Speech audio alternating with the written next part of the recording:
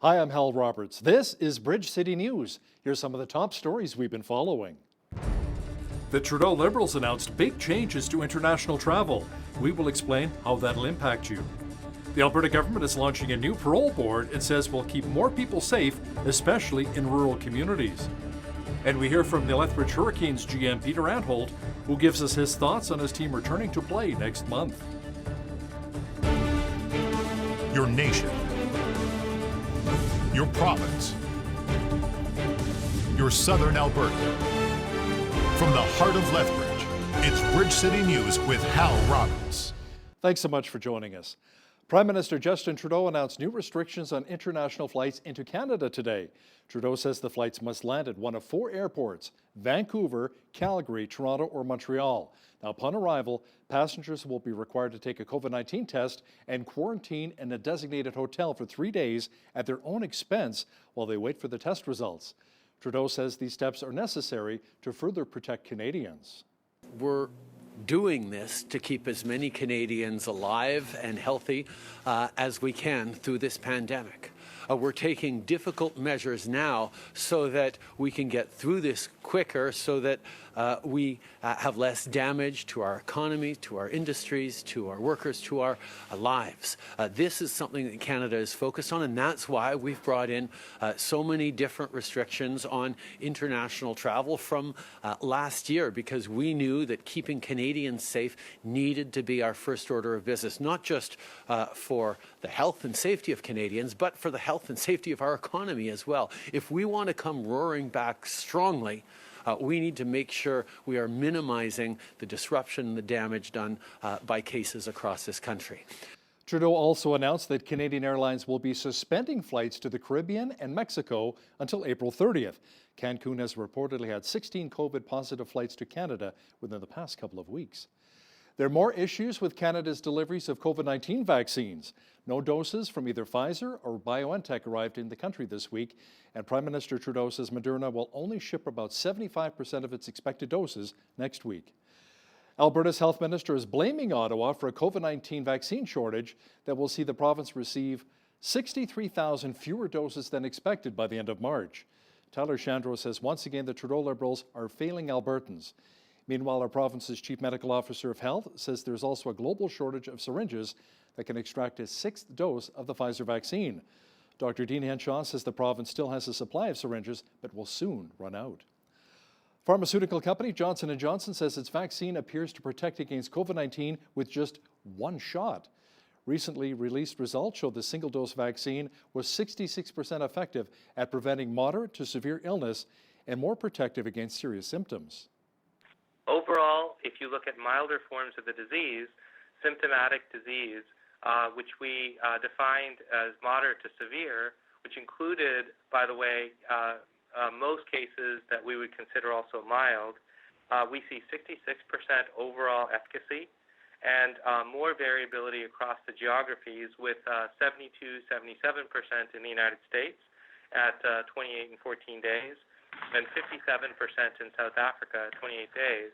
So we see more variability in protection on these milder forms of COVID. But again, consistently high levels of protection, 85% across all geographies, across all variants. Alberta Premier Jason Kenney says the province will begin gradually relaxing the government health restrictions beginning on February the 8th. He says it will be a 4-step approach for lifting public health measures. He says it all depends upon case counts continually going down, especially in the hospitals.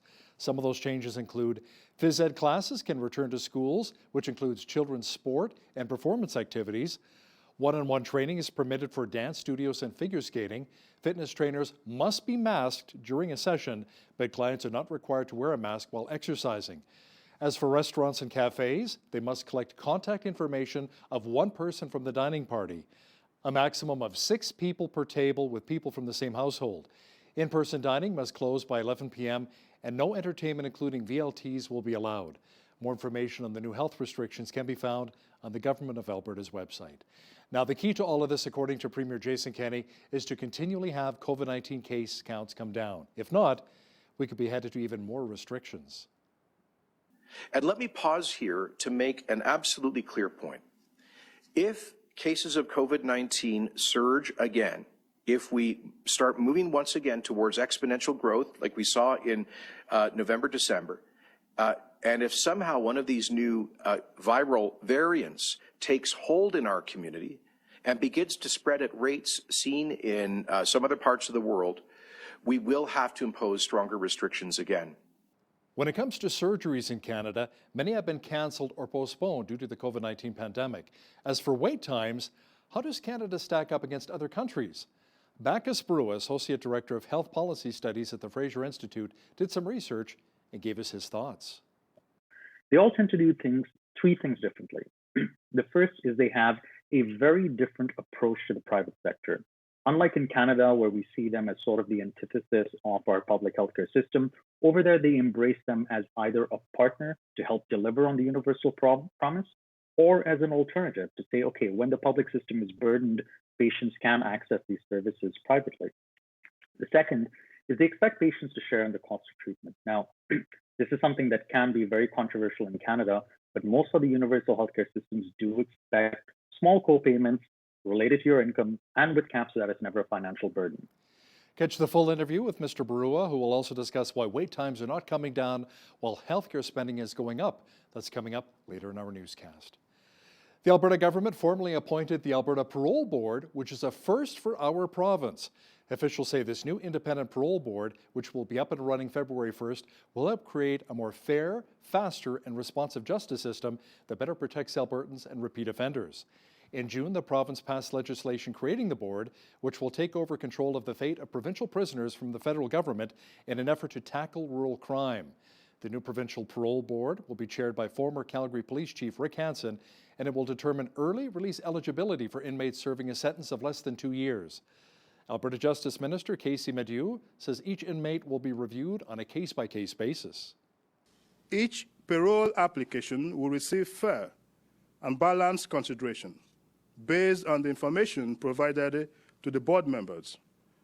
We have heard time and time again of Albertans in rural communities being victimized multiple times, and that is why we are taking a fulsome approach to address these concerns by establishing the Rapid Response Team to cut down on response times and deter criminal activity in rural Alberta.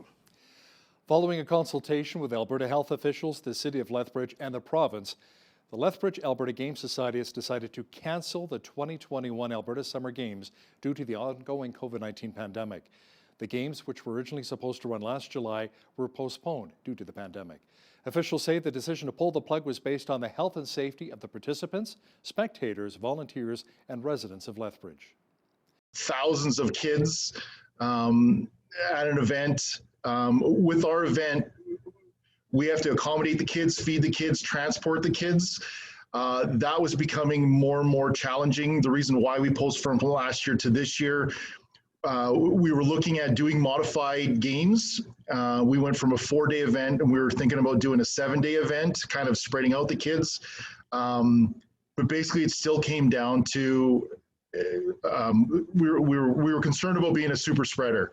All the men and women who put so much time in trying to get it all structured and were making all the arrangements and getting all the logistics looked after and making sure we were going to make this the best games ever.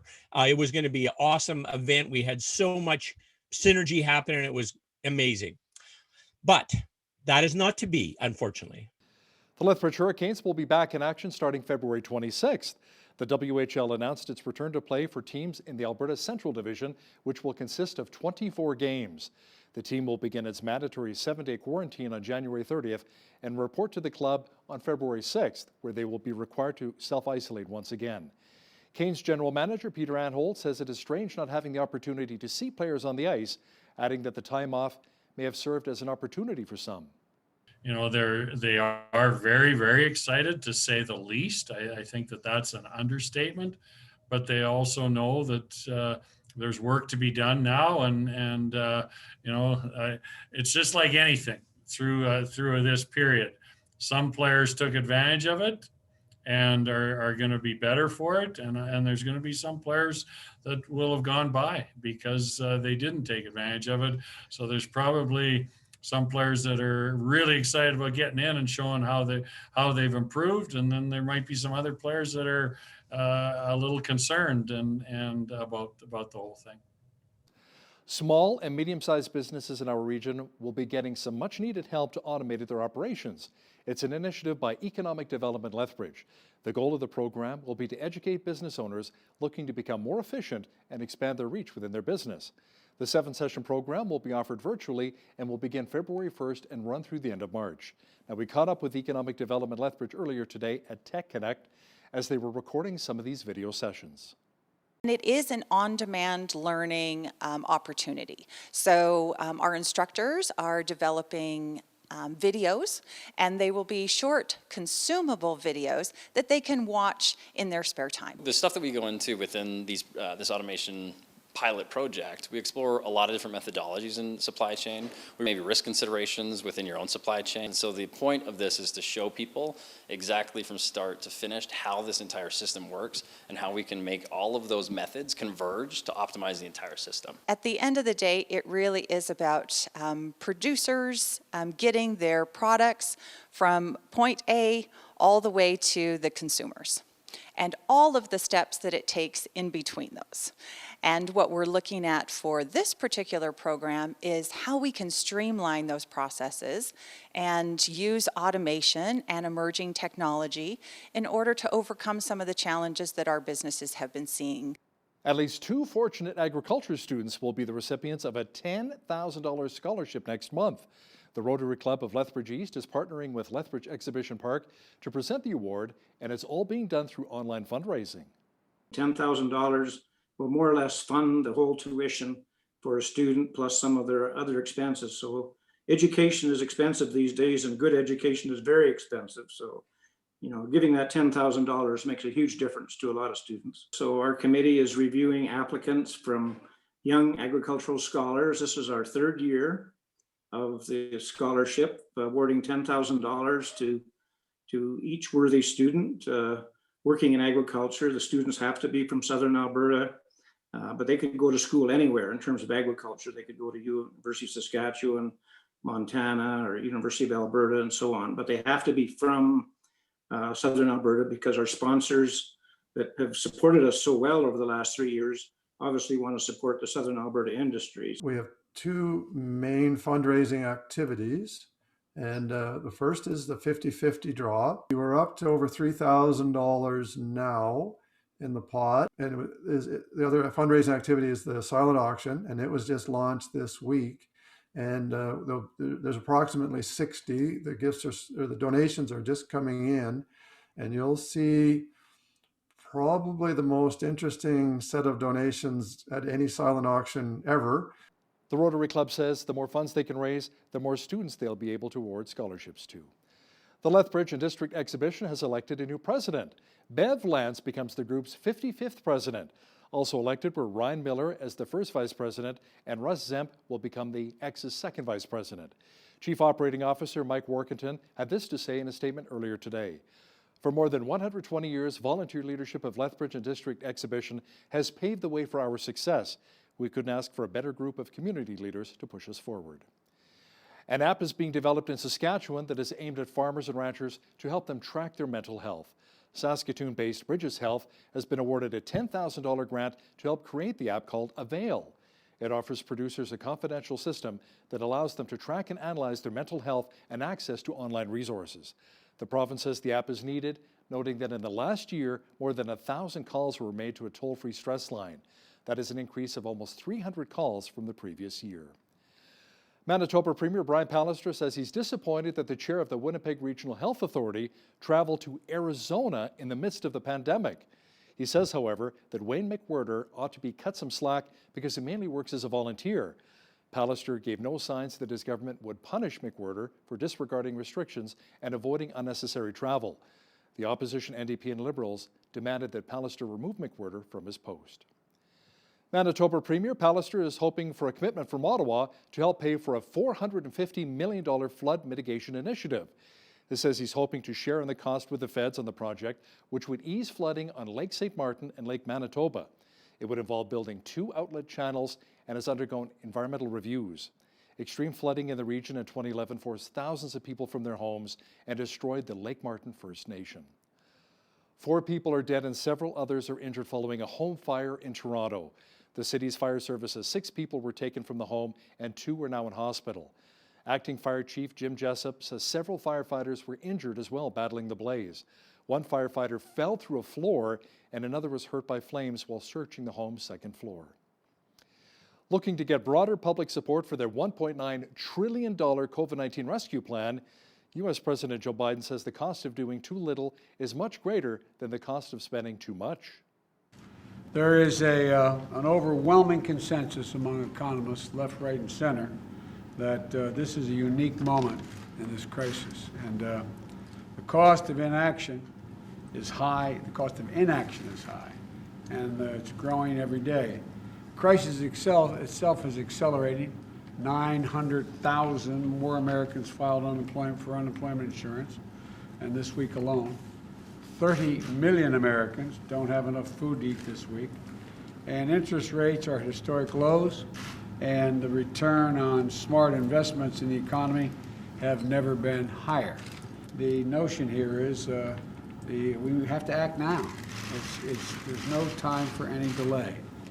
Firefighters and lifeguards in Santa Barbara County, California, rescued a woman after her car was stranded on a flooded road. The torrential storms drenching California are moving into the southern part of the state. Initial panic, and then second reaction was I need to call my dad. They were gonna send somebody over with a life vest, and that I was gonna have to abandon my car. And how fast was that water going? Pretty fast. It was more so like the sticking into the mud that was hard, because you would think that your feet is gonna get stuck under something and you're not gonna be able to pull yourself out. 6 inches of water can take a car off of its wheels and sweep that car downriver. And even less water, if it's moving at a good pace, can take a human trying to walk across it and take them down the river. So this person did the right thing. Wow, that's incredible. No flooding here, but it looked more like a snow globe in Lethbridge today with all of the light flurries and most of the day. Now the white stuff should be leaving us very soon as the mercury will be climbing just in time for the weekend. Full weather details are coming up. It was cloudy and cool again in Lethbridge today with a light dusting of snow. Jeanette Rocher is here now with all of the weather details. Jeanette, the temperature should be warming up soon, and we may finally be seeing a break in the clouds.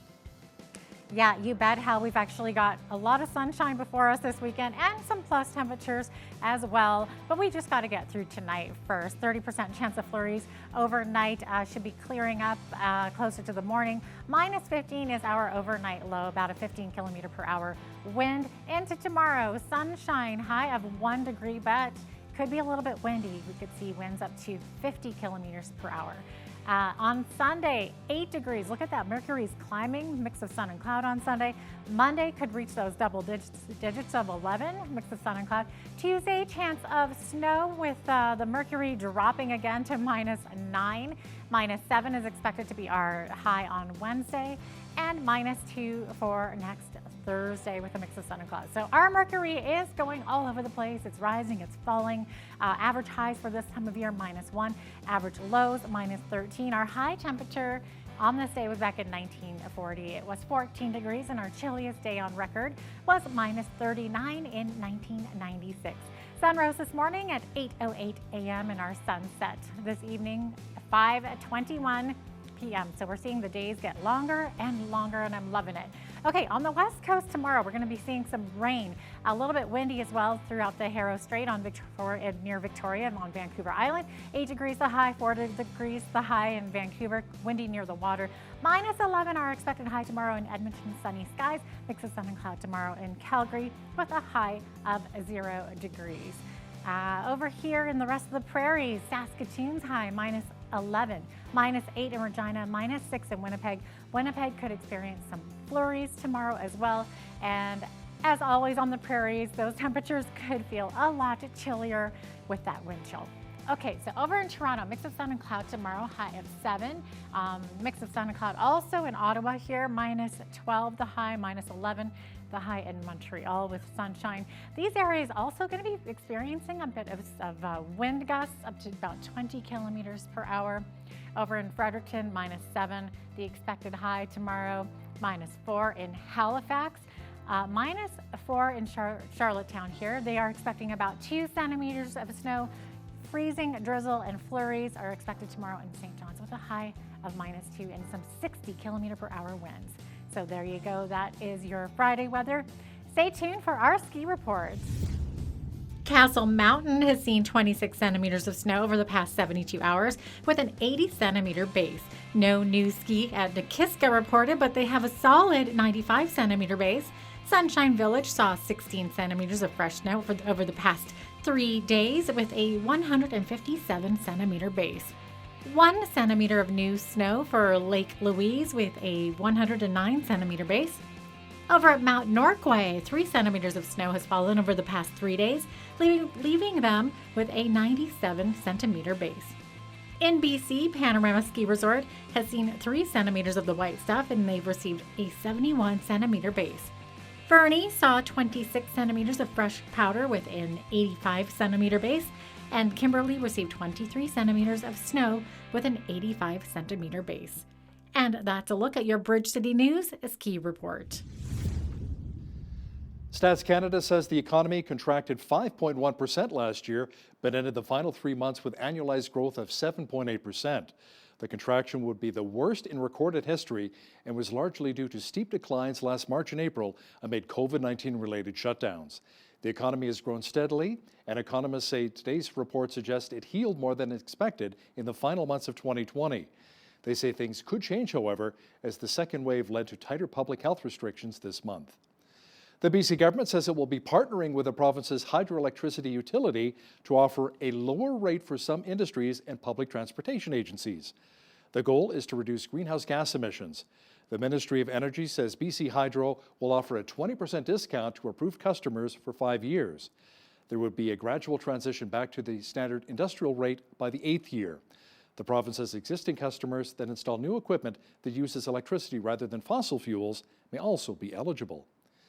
GameStop stock is back to the races as the saga that captivated and confused Wall Street continued. GameStop shot up more than 70% at early trading, clawing back most of its steep loss yesterday after online trading platform Robinhood says it will allow customers to start buying some of the stock again. GameStop has been on a huge run this month and became the battleground where swarms of smaller investors see themselves making an epic stand against the financial elite. Apple CEO Tim Cook is accusing social media companies of prioritizing user attention at the cost of allowing dangerous conspiracies, extremism, and polarization. Cook did not name any of the social media companies. The criticism comes as the iPhone maker plans to roll out a new privacy control in the early spring to prevent iPhone apps from secretly shadowing people. The delay in its rollout aims to placate Facebook and other services that depend on such information to help sell ads. Now, here's a look at today's markets. The TSX was down 320 points on the day to finish at 17,337. The Dow was down 620 at 29,983. The S&P 500 was down 73 points to 3714, and the Nasdaq was down 266 points to 13,071.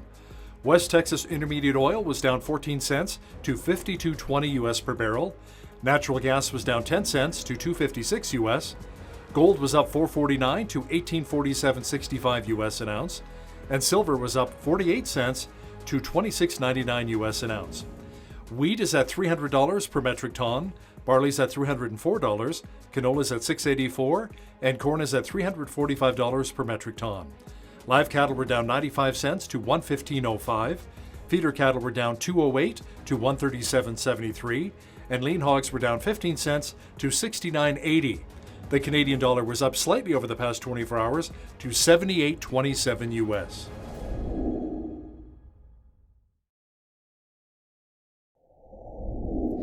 Recapping one of our top stories this hour, Prime Minister Justin Trudeau announced new restrictions on international flights into Canada today.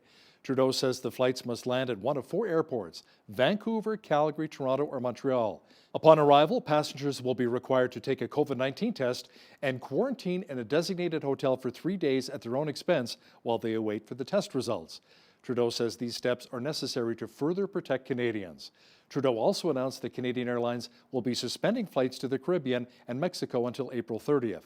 Cancun has reportedly had 16 COVID-positive flights to Canada within the past couple of weeks. So many Canadians have lost their jobs due to the lockdowns and the COVID-19 restrictions. Coming up, we'll hear from a woman who wrote a book on the best ways to deal with unemployment and how to live within your means. Watch that informative interview with author Mary Cohen-Cardo and Jeanette Rocher in just a moment. As many as 40 million people were out of work, downsized, laid off, or simply fired shortly after the economic shutdown this year due to COVID-19. Once thriving businesses, small and large, are now struggling to survive. Our next guest knows all too well what it feels like to be out of work.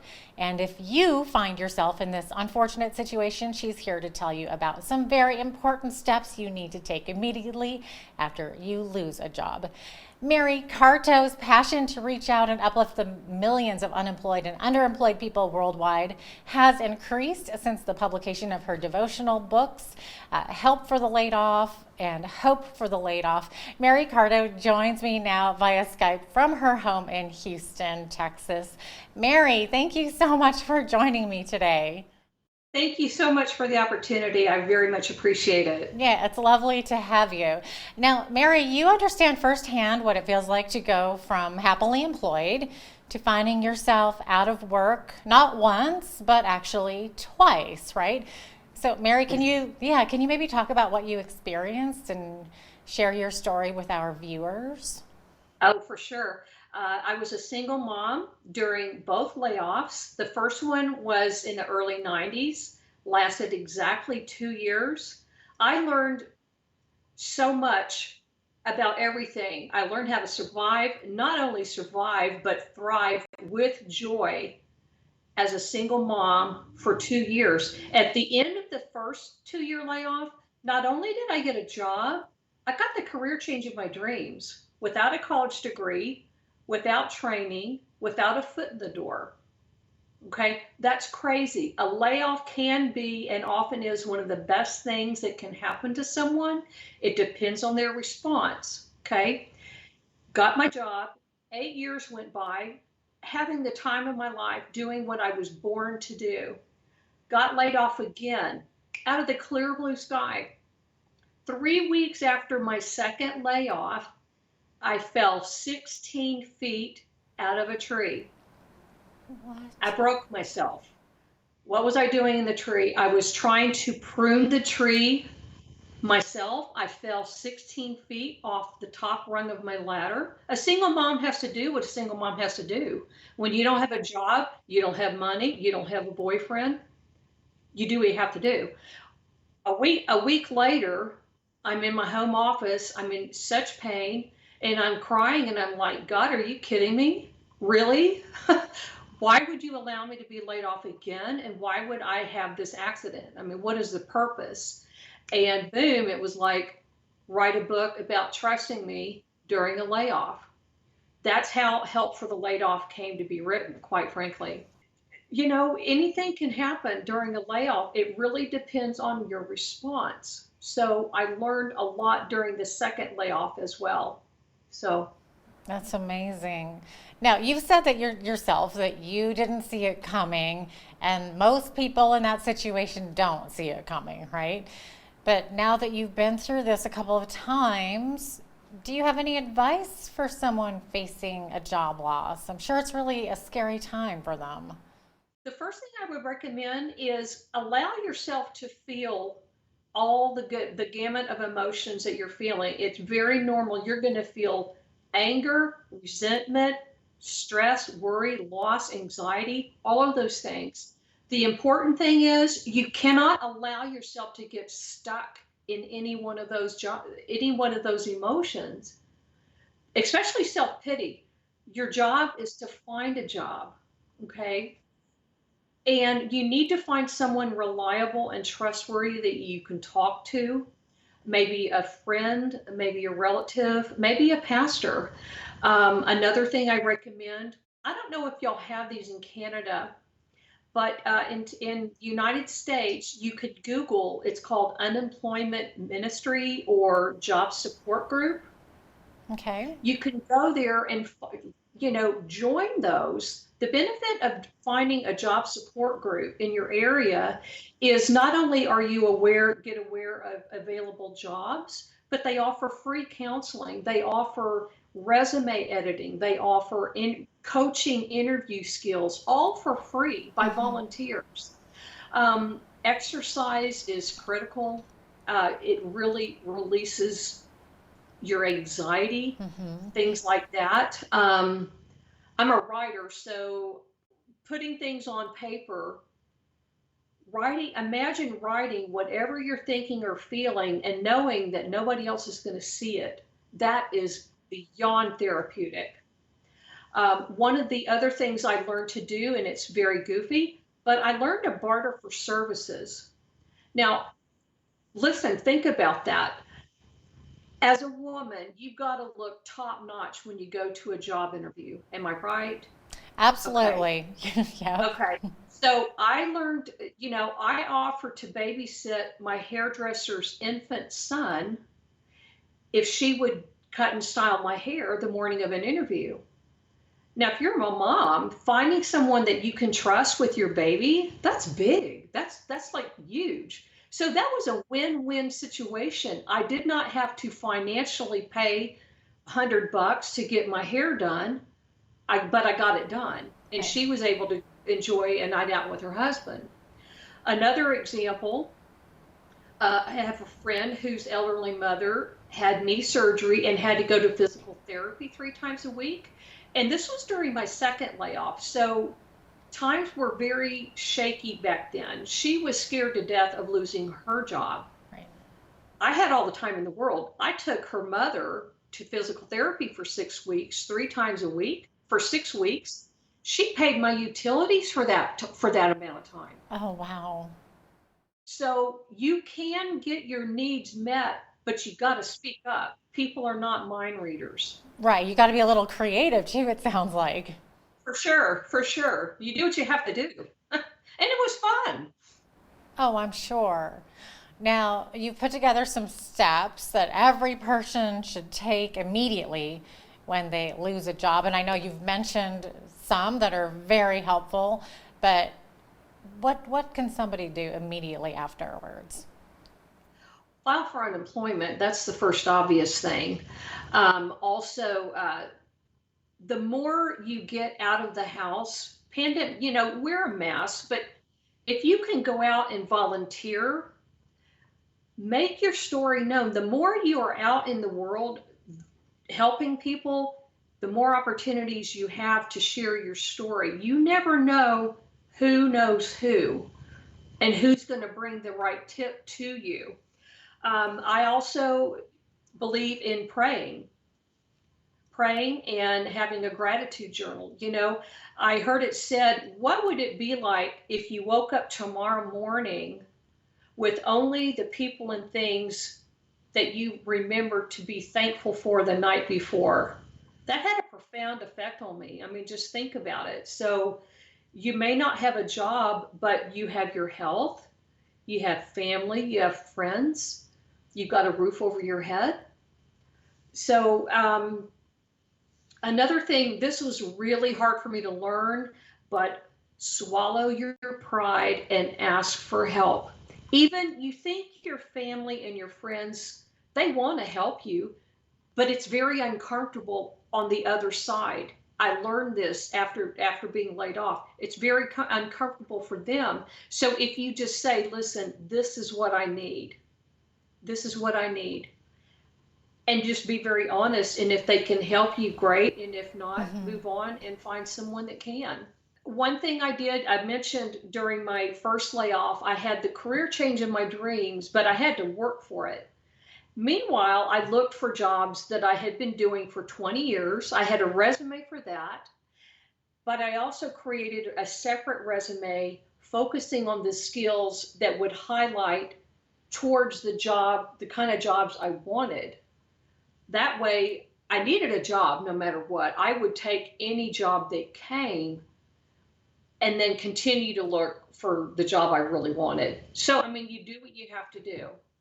And I took a lot of jobs that were very underpaying, very quote beneath me. But you know what? When you're out of everything, your pride goes out the window, and that's a very good lesson. And I'm glad for that lesson. Yeah, and I mean, you got to do what you got to do, like you said, and we're talking about looking for alternative sources of income, and sometimes you just have to do that, right? I sold a lot of things. I had a lot of garage sales. As a single mom, I had to cash out my 401k, and I took like a 30% tax hit. That really hurt. But I obviously lived, I had the support of friends and family and church. And so, yeah. Yeah.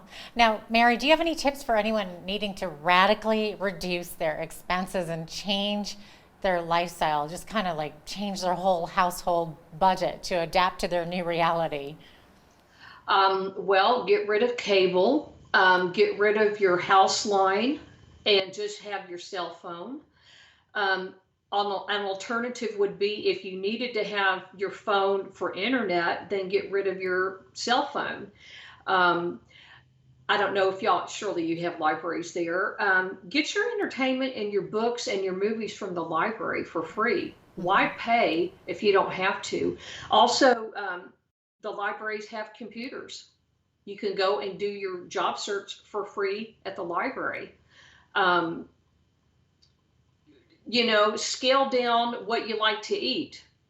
Learn to cook very frugally. We had tuna macaroni casserole more times than I can count. If you need someone to take care of your pet while you're unemployed, let them adopt your pet temporarily. Shop at Goodwill, shop at used clothing stores.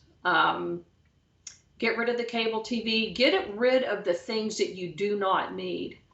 Another thing that for any parents that are listening, my daughter was 9 to 11 during my first layoff.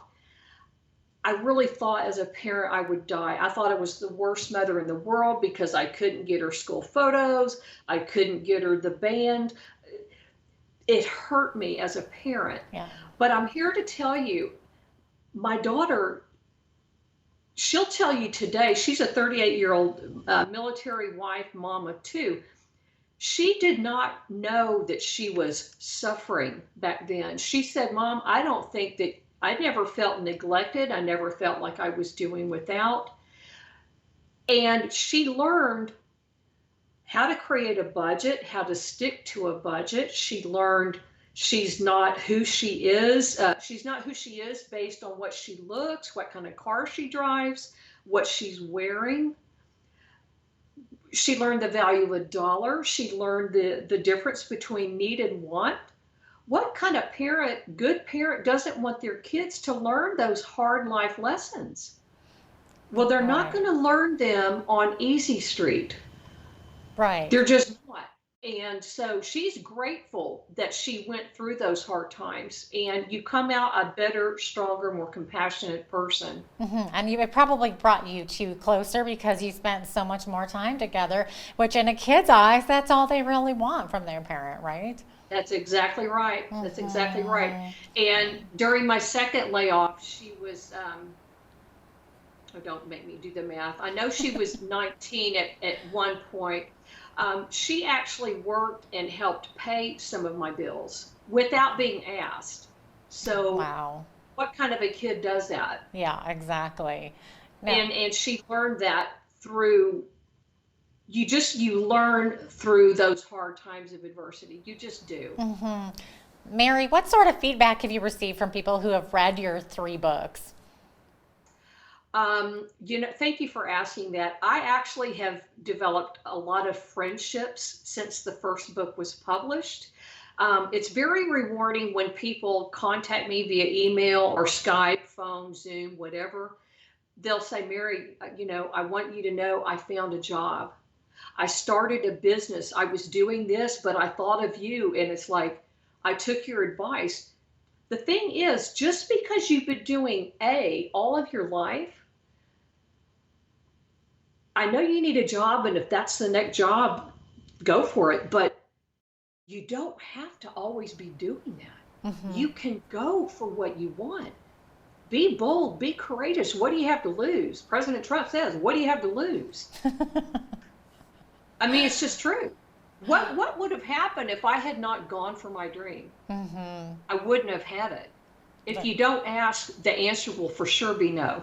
Well, that's true. There you go. Lots of fantastic advice in all of your books, including like how to land a job interview and all kinds of stuff. I wish we had all day to talk about this, but it looks like we're running out of time, Mary. But appreciate having you on our show. Mary Cardo, author of Hope for the Laid Off, Help for the Laid Off, and Prayers for the Laid Off. Thank you so much for joining me today. Thank you. God bless you. Thank you.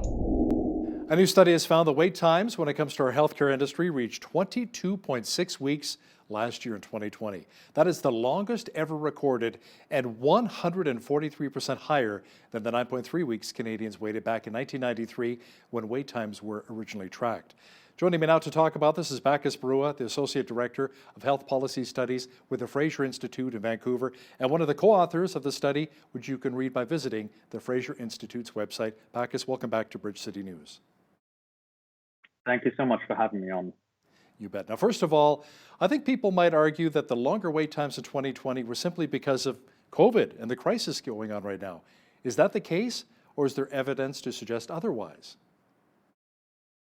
You know, I think it's important to say up front that our healthcare workers are just doing a fantastic job, and they deserve all of our support and all of our gratefulness and appreciation for the terrific hardships that they've faced. 2020 was, of course, a very difficult year for a number of different reasons.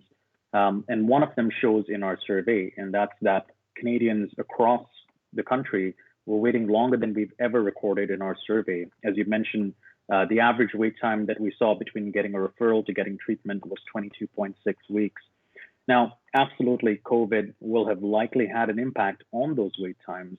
But one of the things that we can do is we can actually just look at what wait times were the year before.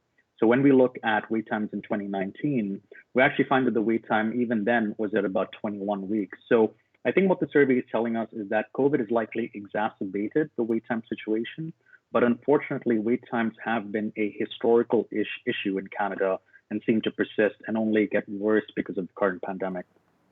Now, BACCHUS, can you explain exactly how you measure the wait times? You know, we've been doing this study for almost 30 years now. And the way that we do it is we try and contact every single doctor who is part of the Canadian Medical Association.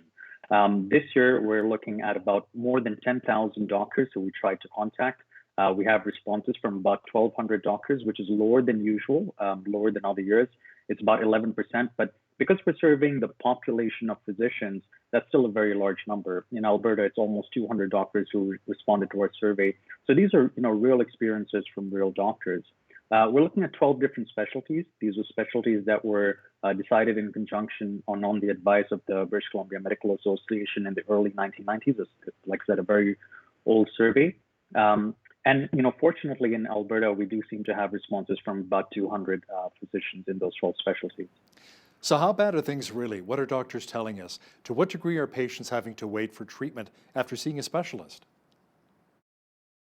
Well, as you mentioned, we're actually looking at two different portions of the wait time. The first wait that patients face is between getting a referral to seeing the specialist, and that's at about 10 weeks. And then there's a further wait from seeing a specialist to actually receiving treatment, which is at about 12 weeks.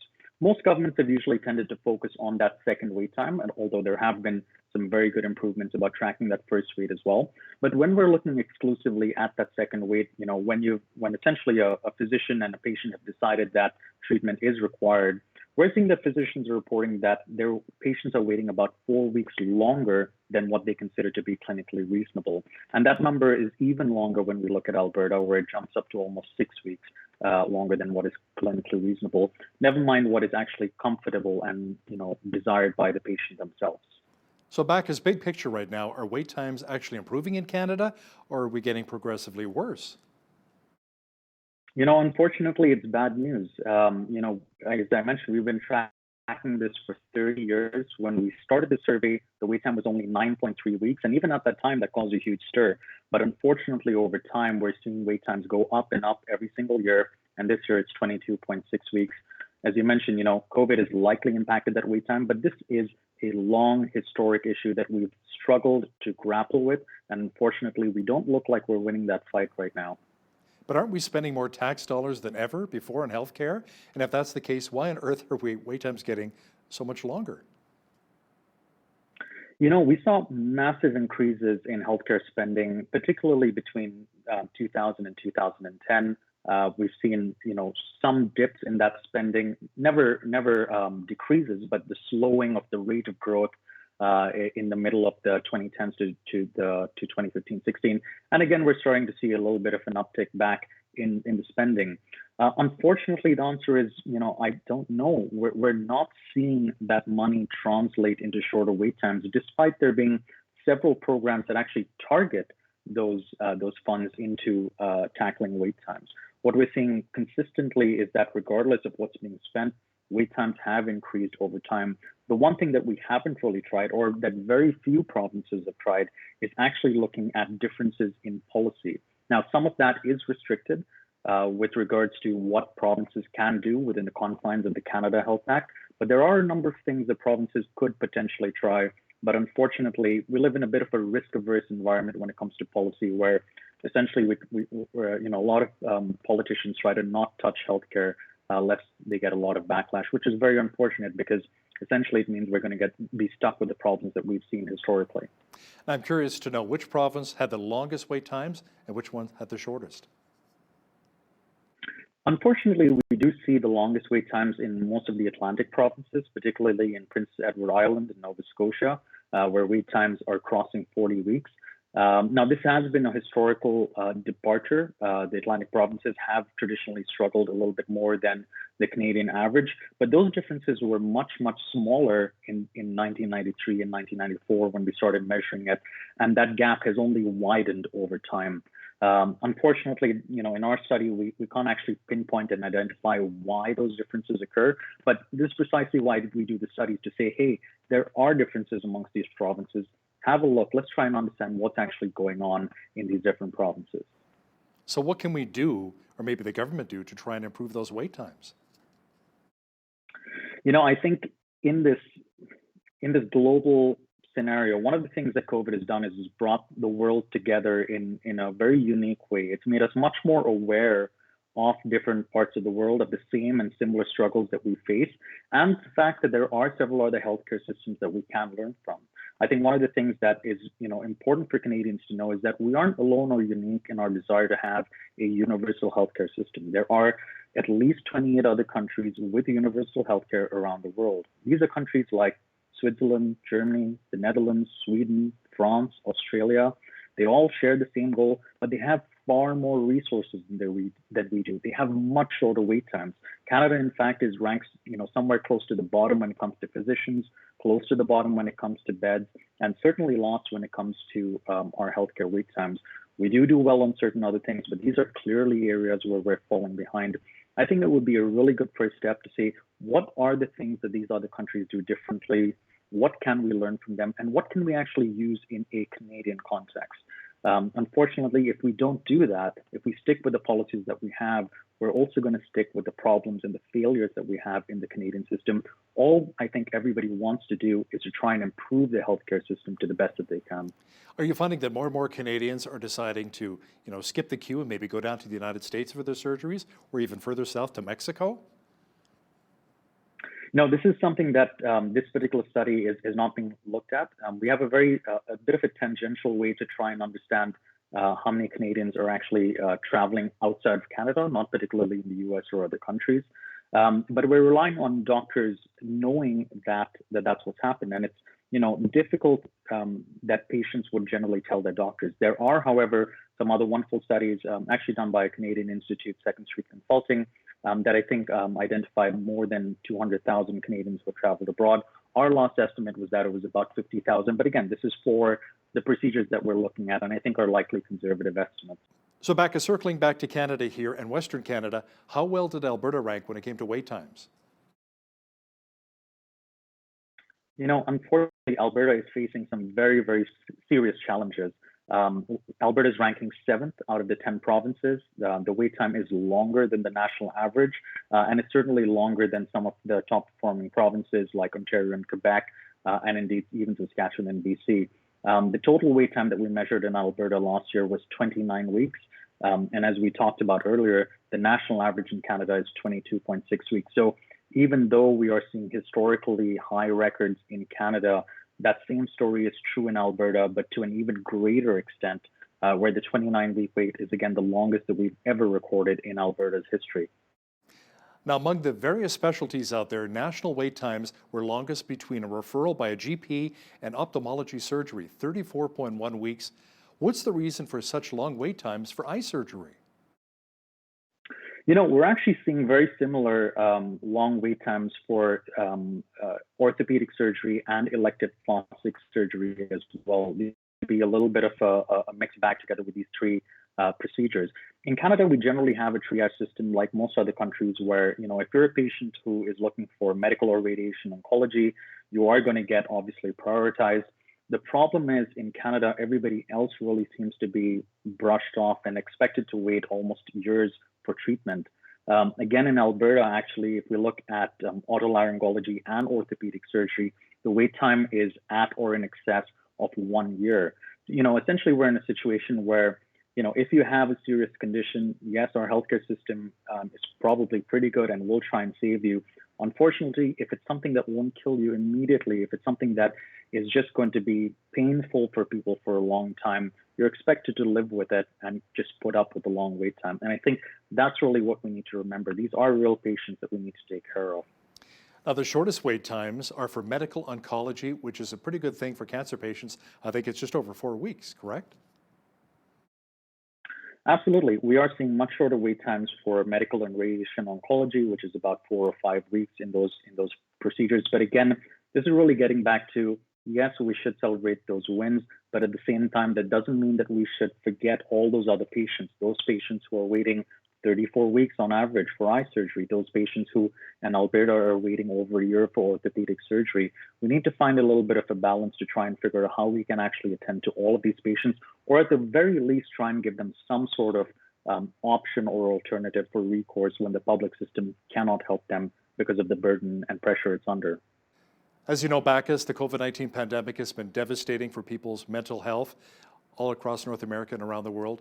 Do we know if wait times for psychiatrists and psychologists have increased due to the COVID-19 pandemic? Well, our survey can give us a little bit of an understanding. We are asking psychiatrists how long their patients are waiting for treatment, and our estimate is actually very similar to the estimate for the 12 procedures. It's, you know, somewhere about between 22 and 23 weeks. But I do need to provide caution because we do have a much lower response rate for psychiatry this year. But again, this is something where if we look at it historically, in general, we are finding excessively long waits. You know, a very similar story where patients are waiting longer than what's considered to be clinically reasonable for psychiatry patients as well. What about wait times when it comes to various diagnostic procedures such as MRIs or CAT scans? What are we looking at there? You know, this is a really critical issue. You know, we talked about triaging, and one of the key tools that we need for triaging is access to diagnostic technology in a timely manner. Unfortunately, again, we are seeing incredibly long wait times for these diagnostic procedures. For MRIs, it's about 11 weeks in Canada. For CT scans, it's about 5 weeks. And again, in Alberta, this is an area where Alberta is really, really struggling. For MRIs, the average wait time in Alberta is in excess of 25, I believe it's 26 weeks. And for CT scans, it's about 14 weeks. So, you know, huge issues there. You know, we can't really expect to have a functioning triage system if patients can't get diagnosed on time. So this is really something we need to work on and focus on, I think, quite urgently. So what can we really do to improve our healthcare performance? What can we learn from other countries who are doing so much better than Canada? You know, that's a difficult question. What I can say is that there is a set of universal healthcare countries that tend to have more resources, shorter wait times, and are spending about the same as we do. These are countries like Australia, France, Germany, Sweden, Netherlands, Switzerland.